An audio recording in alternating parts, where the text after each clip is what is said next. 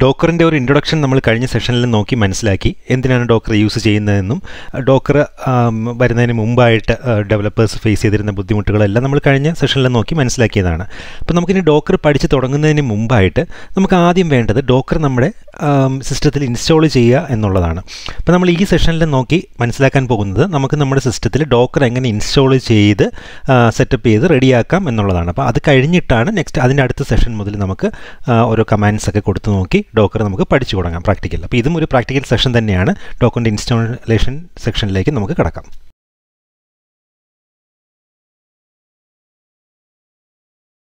ഡോക്കറിൻ്റെ ഈ ഒരു tutorial series ഞാൻ നിങ്ങൾക്ക് പഠിപ്പിച്ച് മനസ്സിലാക്കി തരുന്നത് അതിന് വേണ്ടിയിട്ട് യൂസ് ചെയ്യുന്ന ഓപ്പറേറ്റിംഗ് സിസ്റ്റം ഉബുണ്ടുവിൻ്റെ 20.04 എന്ന് പറഞ്ഞൊരു വെർഷനിലാണ്. ഞാൻ എക്സാമ്പിൾസ് എല്ലാം നിങ്ങൾക്ക് കാണിച്ച് മനസ്സിലാക്കി തരാൻ പോകുന്നത്.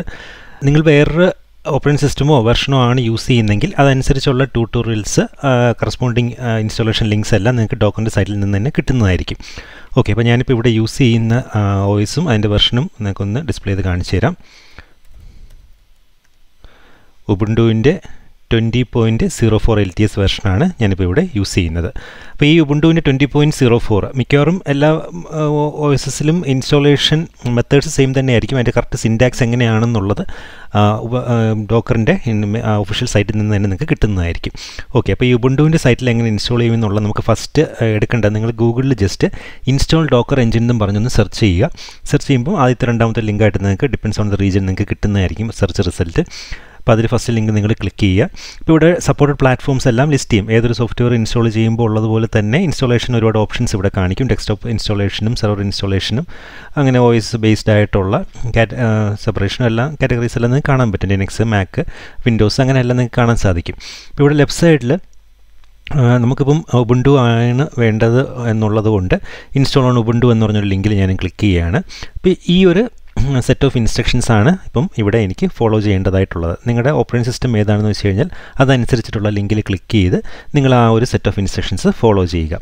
ഓക്കെ, അപ്പോൾ ഞാനിപ്പോൾ ഇവിടെ ഉബുണ്ടു ബേസ് ചെയ്തിട്ടുള്ള ഈ 20.04 ഈ ഒരു വെർഷൻ ബേസ് ചെയ്തിട്ടുള്ള ഇൻസ്ട്രക്ഷൻസ് ഞാനിപ്പോൾ ഇവിടെ ഫോളോ ചെയ്യുകയാണ്. ഇൻസ്റ്റാളേഷന് വേണ്ടിയിട്ട് നിങ്ങളത് നോക്കി മനസ്സിലാക്കുക.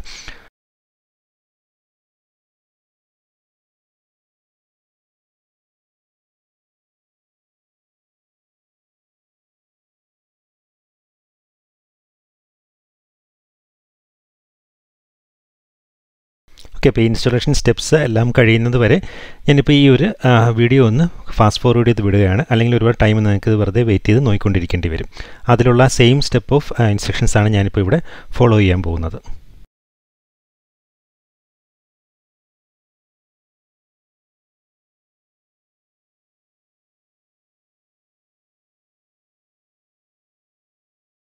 പ്രീ റിക്വസ്റ്റീസ് എല്ലാം ഇൻസ്റ്റാളേഷൻ കഴിഞ്ഞ ശേഷം നമ്മളിപ്പോൾ ആക്ച്വൽ ഡോക്കറിൻ്റെ ഇൻസ്റ്റാളേഷൻ കമാൻഡാണ് ഇപ്പം കൊടുത്തത്. അപ്പോൾ ഇനി അത് കംപ്ലീറ്റ് ആവുന്നവരെ നമുക്കൊന്ന് വെയിറ്റ് ചെയ്യാം.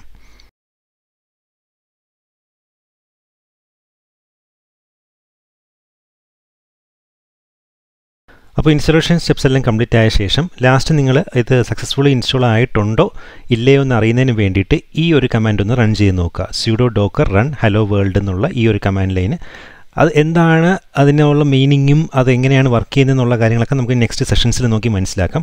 ജസ്റ്റ് ഇപ്പോൾ ലാസ്റ്റ് ഈ ഒരു കമാൻഡ് ഒന്ന് കൊടുക്കുക ഇൻസ്റ്റാളേഷൻ സക്സസ്ഫുൾ ആയോ എന്നറിയുന്നതിന് വേണ്ടിയിട്ട്. അപ്പോൾ ഇവിടെ ഇങ്ങനെ കാണിക്കും unable to find image hello world latest locally എന്ന് പറഞ്ഞ് അതിന് ശേഷം പുൾ ചെയ്യും. അത് കഴിഞ്ഞ് പുൾ കംപ്ലീറ്റ് എന്ന് പറഞ്ഞ് കാണിക്കും. അത് സ്ക്രോൾ ചെയ്ത് പോകും പെട്ടെന്ന് മുകളിലോട്ട്. അപ്പോൾ നിങ്ങളൊന്ന് നോക്കിയാൽ മതി. പുൾ കംപ്ലീറ്റ് എന്ന് കാണിക്കും. പിന്നെ ഡൈജസ്റ്റ് എന്ന് പറഞ്ഞ ശേഷം ഒരു ഹാഷ് നമ്പർ ഇവിടെ കാണിക്കും. അതിനുശേഷം ഹലോ ഫ്രം ഡോക്കർ എന്നും പറഞ്ഞ് ഇങ്ങനെ ഒരു മെസ്സേജ് നിങ്ങൾക്ക് കാണാൻ സാധിക്കും.